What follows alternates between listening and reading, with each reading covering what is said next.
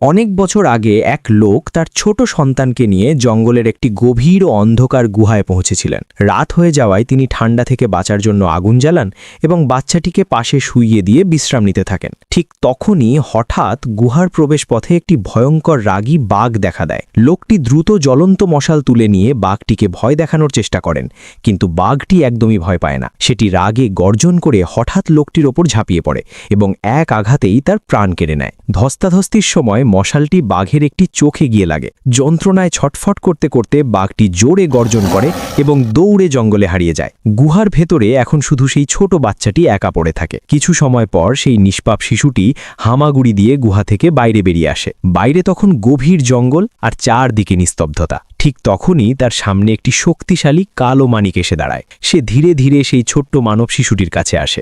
আশ্চর্যের বিষয় হলো বাচ্চাটি তাকে দেখে মোটেও ভয় পায় না, বরং হাসতে শুরু করে এবং খেলার চেষ্টা করে। কালো মানিক দেখতে অত্যন্ত বিশাল ও ভয়ঙ্কর ছিল, কিন্তু সে বাচ্চাটির কোনো ক্ষতি করে না। এর বদলে সে বাচ্চাটিকে নেকড়ে পালের কাছে ছেড়ে দিয়ে আসে, কারণ সে জানত যে জঙ্গলের নেকড়েরাই তাকে সুরক্ষিত রাখতে পারবে এবং বড় করতে পারবে। সময় বয়ে যেতে থাকে এবং নেকড়ে পালের সাথে থেকেই সেই বাচ্চাটি ধীরে ধীরে বড় হতে থাকে। সে পশুদের ভাষা বুঝতে শিখে যায় এবং তার আচরণও অনেকটা নেকড়েদের মতোই হয়ে যায়। সে চটপটে, সতর্ক এবং সাহসী হয়ে ওঠে এবং তার নাম রাখা হয় মোগলি। তাকে আমরা দুষ্ট মোগলি বলবো। তখন সেই কালো মানিকই তার গুরু হয়ে ওঠে এবং তাকে জঙ্গলে বেঁচে থাকার সমস্ত কৌশল শেখায়। কিছু সময় পর জঙ্গলে ভয়াবহ খরা দেখা দেয়। নদী ও ছোট পুকুরগুলো শুকিয়ে যেতে থাকে এবং শেষে কেবল একটি বড় পানিয়াশয় অবশিষ্ট থাকে। জঙ্গলের একটি পুরনো নিয়ম আছে যে খরার সময় সব প্রাণীদের মধ্যে কোনো মারামারি যুদ্ধ হয় না এবং পানিয়াশয়ে পানি খাবার সময় কোনো প্রাণী অন্য কারো ওপর আক্রমণ করতে পারবে না, কারণ সেই সময় পানিই সবচেয়ে মূল্যবান সম্পদ। শত শত প্রাণী সেখানে জড়ো হয়ে শান্তিতে পানি পান করতে থাকে। কিন্তু ঠিক সেই সময় দুষ্ট মোগলি নিজের হাতে একটি সাধারণ হাতিয়ার বানিয়ে পানি তুলছিল। এটি দেখে অন্য প্রাণীরা অবাক হয়ে যায়, কারণ মানুষ ও প্রাণীদের মধ্যে সবচেয়ে বড় পার্থক্য হল মানুষ যন্ত্রপাতি বা হাতিয়ার ব্যবহার করতে পারে। নেকড়েদের সর্দারের ভয় ছিল যে এই অভ্যাসটি দুষ্ট মোগলিকে নেকড়েদের থেকে আলাদা করে দেবে। সে চেয়েছিল দুষ্ট মোগলি যেন পুরোপুরি নেকড়ে হয়েই থাকে। ঠিক তখনই বাতাসে এক ভয়ঙ্কর শব্দ ছড়িয়ে পড়ে। সব প্রাণী আতঙ্কিত হয়ে এদিক ওদিক তাকাতে থাকে এবং নেকড়ে সর্দার দ্রুত দুষ্ট মোগলিকে নিজের পেছনে লুকিয়ে ফেলে। সামনে থেকে সেই বিপজ্জনক বাঘ রাগী মামা ধীরে ধীরে হাঁটতে হাঁটতে পানিয়াশয়ের দিকে আসে। সে মানুষের গন্ধ পেয়েছিল এবং রাগে নেকড়ে সর্দারের কাছে দুষ্ট মোগলিকে তাকে দেওয়ার দাবি জানায়, কিন্তু নেকড়ে সর্দার পরিষ্কারভাবে তা নিষেধ করে। এতে রাগী মামা রাগে গর্জন করতে করতে হুমকি দেয় যে যখন বর্ষাকাল শেষ হবে তখন সে আবার ফিরে আসবে এবং দুষ্ট মোগলিকে জীবিত ছাড়বে না। এই কথা বলে সে ঘুরে দাঁড়ায় এবং অন্ধকার জঙ্গলে মিলিয়ে যায়। কিছু সময় পরেই বর্ষাকাল চলে আসে এবং শুকিয়ে যাওয়া পানিয়াশয় আবার পানিতে ভরে ওঠে। জঙ্গলে কিছুক্ষণের জন্য শান্তি ফিরে এলেও প্রতিটি প্রাণীর মনে দুশ্চিন্তা থেকে যায়। নেকড়ে সর্দার ভালো করেই জানতেন যে রাগী মামা এত সহজে হার মানবে না, তাই তিনি দ্রুত নেকড়েদের সমস্ত বড় ও অভিজ্ঞ সদস্যদের ডেকে সভা করেন। সেখানে এই প্রশ্ন ওঠে যে শুধু একটি মানব শিশুর জন্য কি পুরো নেকড়েপালকে রাগী মামার মতো শক্তিশালী শত্রুর সঙ্গে লড়াই করা উচিত? এই বিষয় নিয়ে নেকড়েদের মধ্যে মতভেদ তৈরি হয়। দুষ্ট মোগলি বুঝতে পারে যে তার কারণে নেকড়েপাল বিপদে পড়তে পারে, তাই সে একটি কঠিন সিদ্ধান্ত নেয় এবং জঙ্গল ছাড়ার সংকল্প করে। কালো মানিকও মনে করে যে দুষ্ট মোগলি যদি সত্যিই নিরাপদ থাকতে চায় তবে তাকে মানুষের জগতেই যেতে হবে। নেকড়ে মা তার নিজের ছেলের মতো দুষ্ট মোগলিকে যেতে দিতে চায়নি, কিন্তু অবশেষে ভারী মনে সেও এই সিদ্ধান্ত মেনে নেয়। নেকড়েদের কাছ থেকে বিদায় নিয়ে দুষ্ট মোগলি ও কালো মানিক মানুষের গ্রাম খোঁজার উদ্দেশ্যে যাত্রা শুরু করে। পথে তারা উঁচু ঝর্ণার পাশ দিয়ে যায়, বিপজ্জনক পাথর ও পাহাড় পার করে এবং গভীর জঙ্গলের অদ্ভুত সৌন্দর্য দেখতে দেখতে এগিয়ে চলে। এই সফরের সময় তাদের দেখা হয় হাতিদের একটি বিশাল পালের সঙ্গে। জঙ্গলের নিয়ম অনুযায়ী প্রতিটি প্রাণীকে হাতিদের সম্মান করতে হয়, কারণ তাদের জঙ্গলের নির্মাতা মনে করা হয়। তাই দুষ্ট মোগলি ও কালো মানিক দুজনেই মাথা নত করে তাদের প্রণাম জানায় এবং হাতিরা চলে যাওয়ার পরই এগিয়ে যায়। কিন্তু দুষ্ট মোগলির মনে তখনও অনেক দ্বিধা ছিল। সে জানে সে একজন মানুষ, কিন্তু তার মন তখনও জঙ্গল ও নেকড়েদের সঙ্গেই জড়িয়েছিল। ঠিক তখনই হঠাৎ কালো মানিক থেমে যায় এবং দুষ্ট মোগলিকে দ্রুত মাটিতে শুয়ে পড়তে বলে। পরের মুহূর্তেই রাগী মামা হঠাৎ তাদের সামনে চলে আসে এবং আক্রমণ করে। কালো মানিক সাহসের সাথে সেই আক্রমণ নিজের শরীরে ঠেকিয়ে নেয় এবং দুষ্ট মোগলিকে দ্রুত পালিয়ে যেতে বলে। কালো মানিক পুরো শক্তি দিয়ে রাগী মামাকে আটকানোর চেষ্টা করে, কিন্তু রাগী মামা তার চেয়ে অনেক বেশি শক্তিশালী ছিল। তখন রাগী মামা একটি জোরালো আঘাতেই কালো মানিককে অজ্ঞান করে দেয় এবং তারপর দ্রুত দুষ্ট মোগলিকে তাড়া করতে শুরু করে।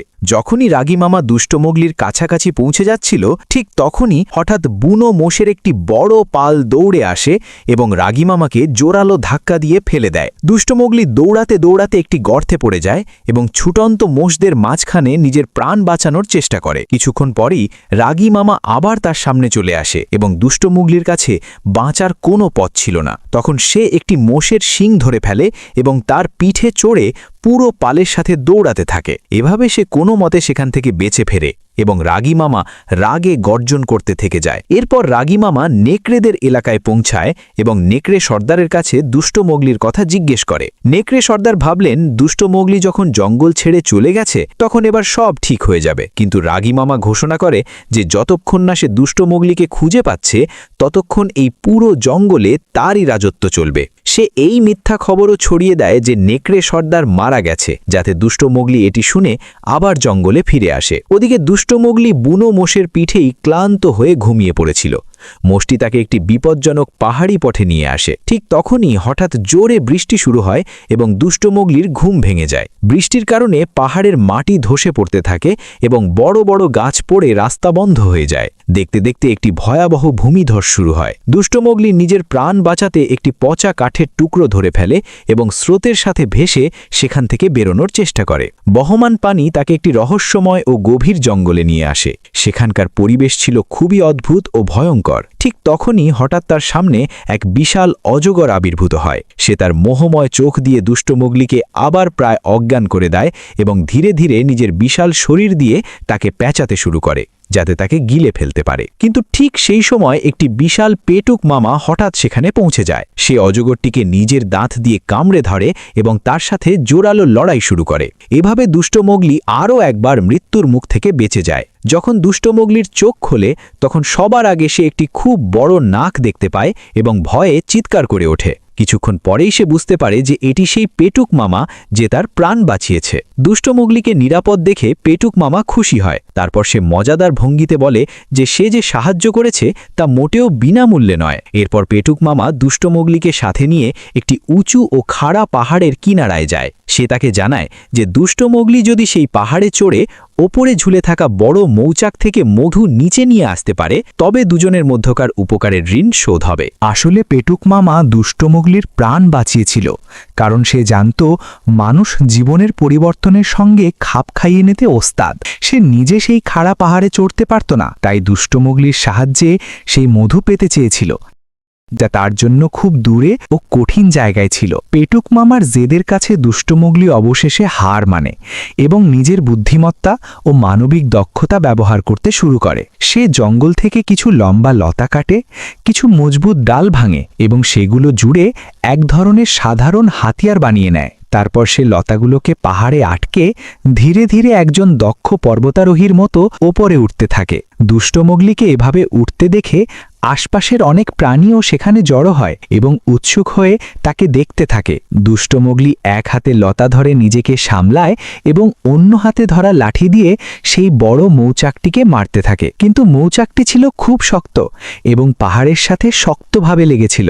নিচে দাঁড়িয়ে পেটুক মামা জিভে পানি নিয়ে অধীর আগ্রহে অপেক্ষা করছিল এবং বারবার দুষ্ট মোগলিকে আরও একটু জোর দেওয়ার জন্য বলছিল। ওদিকে মৌমাছিরা রাগে দুষ্ট মোগলির ওপর ঝাঁপিয়ে পড়ে এবং তাকে অনেকবার হুল ফুটিয়ে দেয় যাতে সে যন্ত্রণায় চিৎকার করতে থাকে। কিছুক্ষণ পর দুষ্ট মোগলি লাঠি ফেলে দেয়, কিন্তু হার মানে না। সে লতার সাহায্যে নিজেকে বাতাসে ঝুলিয়ে দেয় এবং নিজের পা দিয়ে বারবার মৌচাকে জোরে লাথি মারতে থাকে। অবশেষে একটি প্রচণ্ড ধাক্কায় মৌচাকের বড় একটি অংশ ভেঙে নিচে পড়ে যায়। সেটি সরাসরি নিচে দাঁড়িয়ে থাকা একটি ছোট বুনো শুয়োরের উপর পড়ে। এটি দেখে পেটুক মামা দ্রুত দৌড়ে আসে এবং মহা আনন্দে সেই মিষ্টি মধু খেতে শুরু করে। সে এত খুশিতে মধু খায় যে এক ফোঁটাও নষ্ট হতে দেয় না। ওদিকে দুষ্ট মোগলির সারা শরীর মৌমাছির হুলে ফুলে গিয়েছিল। সে নিচে নেমে রাগে পেটুক মামাকে জিজ্ঞেস করে যে সে তাকে এত বিপদে কেন ফেলল। তখন কথা প্রসঙ্গে পেটুক মামা জানতে পারে যে দুষ্ট মোগলি মানুষের গ্রামের দিকে যাচ্ছে। এটি শুনে সে দ্রুত তাকে বোঝাতে শুরু করে যে জঙ্গলে থাকাই বেশি ভালো এবং সে চায় দুষ্ট মোগলি এখানেই তার সাথে থাকুক। দুষ্ট মোগলির বুদ্ধিমত্তা ও দক্ষতা তার খুব পছন্দ হয়েছিল, তাই সে চেয়েছিল দুজন মিলে আনন্দময় জীবন কাটাক। কিন্তু দুষ্ট মোগলির তার গুরু কালোমানিকরের কথা মনে ছিল, যিনি তাকে মানুষের কাছে যাওয়ার পরামর্শ দিয়েছিলেন। তাই সে এগিয়ে গিয়ে মানুষের গ্রাম পর্যন্ত যাওয়ার সিদ্ধান্ত নেয়। পেটুক মামা বলে যে সেও তার সাথে যাবে। কিছু সময় পর দুজনে দূর পাহাড়ের ঢাল থেকে একটি মানুষের গ্রাম দেখতে পায়, যেখানে রাতের অন্ধকারে অনেক ঘরের আলো জ্বলজ্বল করছিল। কিন্তু সেই অজানা আলোগুলো দেখে দুষ্টু মোগলি হঠাৎ থেমে যায়। তার শৈশব প্রায় পুরোটা জঙ্গলেই কেটেছিল, তাই মানুষের পৃথিবী তার কাছে একদম অচেনা ও ভয়ঙ্কর মনে হচ্ছিল। পেটুক মামা তার দ্বিধা বুঝতে পারে এবং তাকে ধৈর্য ধরে বোঝায় যে ভয় পাওয়ার দরকার নেই। এরপর দুজনে মিলে দুষ্টু মোগলির বানানো হাতিয়ারের সাহায্যে অনেক মধু সংগ্রহ করে, যাতে শীতকালে পেটুক মামা আরামে ঘুমাতে পারে। পেটুক মামার বোঝানোতে দুষ্টু মোগলি কিছু সময়ের জন্য সেখানেই থেকে যেতে রাজি হয়। আসার দিনগুলোতে দুষ্টু মোগলি ও পেটুক মামা একসাথে থাকতে শুরু করে।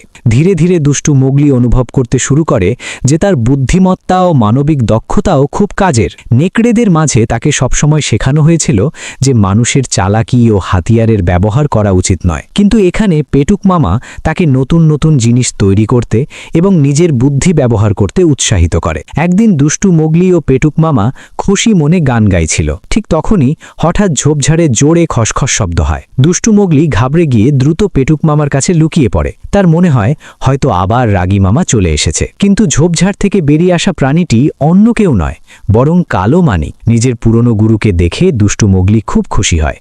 সে দৌড়ে কালো মানিকর কাছে যায় এবং তাকে নিজের গুহার আস্তানায় নিয়ে আসে। সেখানে সে মহা উৎসাহে নিজের বানানো হাতিয়ার এবং সংগ্রহ করা প্রচুর মধু দেখাতে ভাগে। কিন্তু যখন কালো মানিক গুহার ভেতর চারদিকে রাখা মৌচাকগুলো দেখে, তখন তার মুখ গম্ভীর হয়ে যায়। সে দুষ্টু মোগলিকে বকুনি দিয়ে বলে যে জঙ্গলে এভাবে মানবিক চালাকি ও হাতিয়ারের আশ্রয় নেওয়া উচিত নয়। দুষ্টু মোগলি দ্রুত বোঝানোর চেষ্টা করে যে সে এসব কেবল পেটুক মামার শীতকালীন ঘুমের জন্য খাবার জমা করতে সাহায্য করার জন্যই করেছে। কিন্তু কালো মানিক তবু মানতে রাজি হয় না। সে পরিষ্কার বলে দেয় যে দুষ্টু মোগলিকে পরের দিনই তার সাথে গিয়ে মানুষের গ্রামে যেতে হবে। দুজনের মধ্যে তর্ক বাড়তে থাকে। তখন পেটুক মামা মাঝখানে এসে তাদের শান্ত করার চেষ্টা করে। রাতের বেলা দুষ্টু মোগলি হঠাৎ কারো কান্নার মতো শব্দ শুনতে পায়। সে চুপচাপ গুহা থেকে বের হয়ে দেখতে যায়। সেখানে সে দেখে অনেক হাতি এক জায়গায় দাঁড়িয়ে অস্থির হচ্ছে। দুষ্টু মোগলি দ্রুত মাথা মতো করে শান্ত হয়ে দাঁড়িয়ে থাকে, যাতে হাতিদের রাগ না ওঠে। আসলে একটি ছোট হাতি ভুল করে গভীর গর্তে পড়ে গিয়েছিল এবং বাইরে আসার চেষ্টা করছিল। দুষ্টু মোগলি দ্রুত গুহায় ফিরে যায় এবং নিজের বানানো শক্ত লতা নিয়ে আসে। সে লতাটি ছোট হাতির শরীরে বেঁধে দেয় এবং অন্য প্রান্ত হাতিদের সুরে বেঁধে দেয়। কিছুক্ষণের মধ্যেই সব হাতি মিলে জোর দেয় এবং ছোট হাতিটিকে গর্ত থেকে বাইরে টেনে তোলে। কালো মানিক তখনও এই সব মানবিক পদ্ধতিতে খুশি ছিল না। তার মতে মানুষ ও প্রাণীদের জগৎ আলাদা হয়, তাই সে সবসময় দুষ্টু মোগলিকে এইসব জিনিস থেকে দূরে থাকার পরামর্শ দিত। সে চেয়েছিল দুষ্টু মোগলি পুরোপুরি জঙ্গলের নিয়ম অনুসারেই বাঁচুক। কিন্তু যখন সে দেখল যে দুষ্টু মোগলির বুদ্ধিতে ছোট হাতির প্রাণ বেঁচে গেল, তখন তার মনেও কিছুটা পরিবর্তন আসতে লাগলো। তার মনে হলো হয়তো এই বুদ্ধিমত্তা জঙ্গলের জন্যও কাজে লাগতে পারে। ওদিকে পেটুক মামা চেয়েছিল দুষ্টু মোগলি এখানেই জঙ্গলে তার সাথে থাকুক। কিন্তু কালো মানিক অবশেষে তাকে দুষ্ট মোগলির আসল সত্য জানিয়ে দেয় এবং এও বলে যে রাগী মামা এখনও দুষ্ট মোগলিতে খুঁজছে। এটি শুনে পেটুক মামাও পরিস্থিতির গুরুত্ব বুঝতে পারে। এরপর পেটুক মামা বাধ্য হয়ে দুষ্টু মোগলিকে কিছু কঠোর কথা বলে, যাতে সে এখান থেকে চলে যায়। এটি শুনে দুষ্টু মোগলি মন ভেঙে যায়। সে দুঃখী হয়ে জঙ্গলে দৌড়ে পালায় এবং একটি উঁচু গাছে চড়ে একা বসে থাকে। তখনই একটি দুষ্টু বানর সেখানে এসে তাকে বিরক্ত করতে শুরু করে। দুষ্টু মোগলি রাগে তাকে তাড়িয়ে দেয়। কিন্তু পরের মুহূর্তেই বানরদের একটি পুরো পাল চলে আসে। তারা হঠাৎ দুষ্টু মোগলিকে ধরে ফেলে এবং গাছের ডালপালার মধ্যে একে অপরকে ছুঁড়ে দিয়ে তাকে জঙ্গলের আরও ভেতরের দিকে নিয়ে যেতে থাকে। দুষ্টু মোগলির চিৎকার শুনে কালো মানিক দ্রুত গাছে চড়ে, কিন্তু চটপটে বানরদের ধরতে পারে না। এই সময় পেটুক মামাও মাটিতে দৌড়ে তাদের পিছু নেয়। বানররা দুষ্টু মোগলিকে নদীর ওপারে নিয়ে যায়। পেটুক মামা কিছু না ভেবেই নদীতে ঝাঁপ দেয় এবং কালো মানিক তার সাহায্যে নদী পার হয়। কিছুক্ষণ পর বানররা দুষ্টু মোগলিকে একটি উঁচু পাহাড়ে নিয়ে যায় এবং সেখান থেকে ওপরে ছুড়ে দেয়। দুষ্টু মোগলি দাঁড়াতেই তার সামনে একটি অবাক করা দৃশ্য ফুটে ওঠে। জঙ্গলের ঠিক মাঝখানে একটি খুব পুরনো ও বিশাল প্রাসাদ দাঁড়িয়েছিল, যেখানে হাজার হাজার বানর জড়ো হয়েছিল। এরই মধ্যে পেটুক মামা ও কালো মানিকও পাহাড়ের নিচে পৌঁছে যায়। দুজনে সেই উচ্চতা দেখে ঘাবড়ে যায়, কিন্তু সাহস করে পাহাড়ে চড়তে শুরু করে। অনেক কষ্টের পর তারা অবশেষে ওপরে পৌঁছে যায়। ওদিকে বানররা দুষ্টমুগলিকে সেই রহস্যময় প্রাসাদের ভেতরে নিয়ে যায়। সেখানে অনেক পুরনো মানুষের জিনিসপত্র পড়েছিল। ঠিক তখনই অন্ধকার থেকে একটি খুব বড় লোমশ হাত বের হয়, যা মাটি থেকে ফল তুলে নিয়ে আবার অন্ধকারে মিলিয়ে যায়। দুষ্টমুগলি যখন এটি বোঝার চেষ্টা করছে, তখনই অন্ধকার থেকে একটি ভারী আওয়াজ প্রতিধ্বনিত হয়। আসলে সেটি ছিল এক বিশাল বানর রাজা, যে সেই পুরনো প্রাসাদের মালিক এবং পুরো বানর সম্প্রদায়ের শাসক ছিল। বানর রাজা দুষ্টু মোগলিকে সেখানে এই জন্য এনেছিল কারণ সে তার সাথে একটি চুক্তি করতে চেয়েছিল। বানর রাজা জঙ্গলের সব খবর জানত এবং সে এও জানত যে রাগী মামা নামের বিপজ্জনক বাঘটি দুষ্টু মোগলির পিছু নিয়েছে।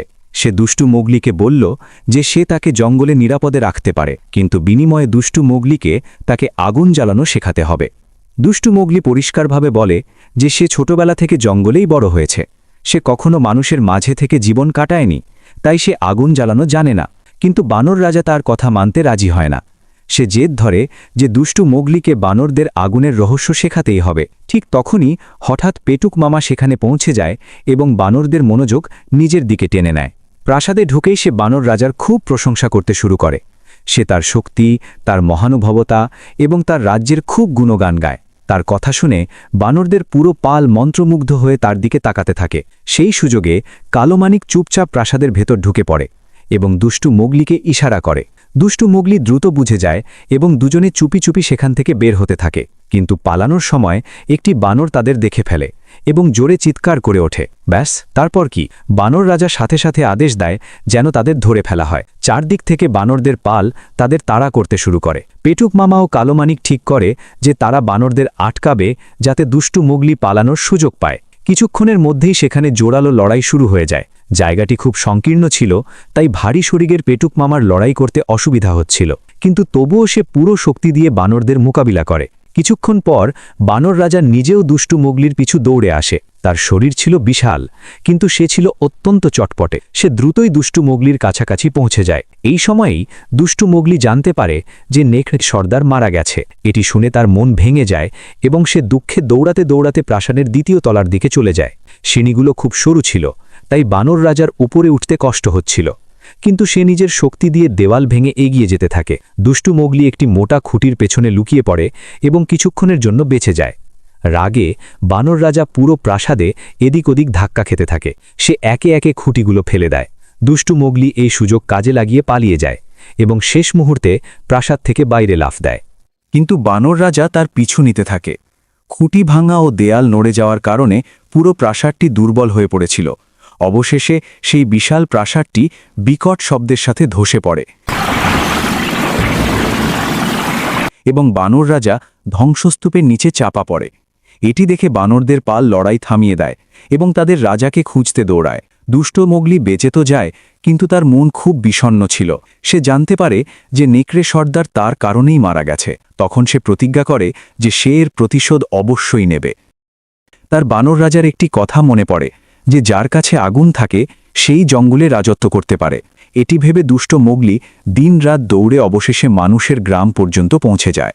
সেখানে সে জ্বলন্ত আগুন দেখতে পায় এবং তার মনে পড়ে রাগী মামার চোখের পাশে যে ক্ষতটি আছে সেটিও আগুন দিয়েই পুড়ে হয়েছিল। জঙ্গল রক্ষা করার জন্যে দুষ্ট মোগলি চুপি চুপি গ্রাম থেকে একটি জ্বলন্ত মশাল তুলে নেয় এবং আবার জঙ্গলের দিকে রওনা হয়। কিন্তু পথে ভুল করে মশালের স্ফুলিঙ্গ শুকনো ঘাসে পড়ে যায় এবং ঝোপঝাড়ে আগুন লাগতে শুরু করে। আকাশে উড়ন্ত একটি বাজ পাখি দেখে ফেলে যে কোনো মানুষ আগুন নিয়ে জঙ্গলে যাচ্ছে। সে দ্রুত চিৎকার করে সবাইকে সতর্ক করে দেয়। এটি শুনেই জঙ্গলের প্রাণীরা আতঙ্কিত হয়ে পালাতে থাকে এবং কিছুক্ষণের মধ্যেই সব প্রাণী পানিয়াশয়ের কিনারায় জড়ো হয়। দুষ্ট মোগলি হাতে জ্বলন্ত মশাল নিয়ে পানিয়াশয়ের কিনারায় পৌঁছায় এবং চিৎকার করে বলে যে এখন সে রাগী মামাকে ভয় পায় না। কিন্তু যখন সে পেছনে ফিরে তাকায় তখন অবাক হয়ে যায়। সব প্রাণী তাকে দেখে ভয় পেয়ে দূরে সরে যাচ্ছিল। এমনকি নেকড়ে পালও তার কাছে আসার সাহস করছিল না, কারণ আগুনের শিখা প্রতিটি প্রাণীর মনে ভয় সৃষ্টি করছিল। এটি ঠিক তেমনই হলো যেমনটা রাগী মামা চেয়েছিল। সেই সুযোগ কাজে লাগালো এবং জঙ্গলের প্রাণীদের উস্কে দিতে শুরু করল। সে সবাইকে বোঝাতে লাগল যে মানুষ সবসময় জঙ্গলের জন্য বিপদ ডেকে আনে এবং আগুনের মতো বিপজ্জনক অস্ত্র দিয়ে পুরো জঙ্গল ধ্বংস হয়ে যেতে পারে। তার কথায় অনেক প্রাণী ভয় ও রাগে পূর্ণ হয়ে উঠল। দুষ্ট মোগলিও নিজের ভুল বুঝতে পারল এবং লজ্জায় ও অনুশোচনায় অবশেষে হাতের জ্বলন্ত মশালটি মাটিতে ফেলে দিল। আগুনের ভয় কিছুটা কমতেই রাগী মামা তার আসল রূপ দেখাল। সে ধীরে ধীরে দুষ্ট মোগলির দিকে এগোতে লাগল, যাতে তাকে শেষ করে দিতে পারে। কিন্তু সেই সময়ে আশপাশে দাঁড়িয়ে থাকা প্রাণীরা সত্য বুঝতে পারল। তারা একে একে দুষ্ট মোগলির চারদিকে জড়ো হল এবং তার রক্ষার জন্য রুখে দাঁড়াল। এটি দেখে রাগী মামা রাগে গর্জন করতে করতে তাদের ওপর ঝাঁপিয়ে পড়ল। সবার আগে পেটুক মামা এগিয়ে এলো এবং সাহসের সাথে রাগী মামার মোকাবিলা করল। দুজনের মধ্যে ভয়ঙ্কর লড়াই শুরু হলো। যদিও রাগী মামা খুব শক্তিশালী ছিল এবং দ্রুতই সে লড়াইয়ে জয়ী হতে শুরু করল। ঠিক তখনই নেকড়ে পালো সেখানে পৌঁছে গেল এবং তারা সবাই মিলে রাগী মামার সাথে লড়তে লাগল। দুষ্ট মোগলিও এগিয়ে গিয়ে লড়াইয়ে সামিল হতে চেয়েছিল, কিন্তু তখনই কালো মানিক তাকে আটকে দিল। সে দুষ্ট মোগলিকে মাটিতে চেপে ধরে ইশারা করল যে তাকে এখনই সেখান থেকে পালিয়ে যেতে হবে। দুষ্ট মোগলি বুঝতে পারল কালো মানিক তাকে বাঁচাতে চায়, তাই সে দ্রুত জঙ্গলের ভেতরের দিকে দৌড়াতে লাগল।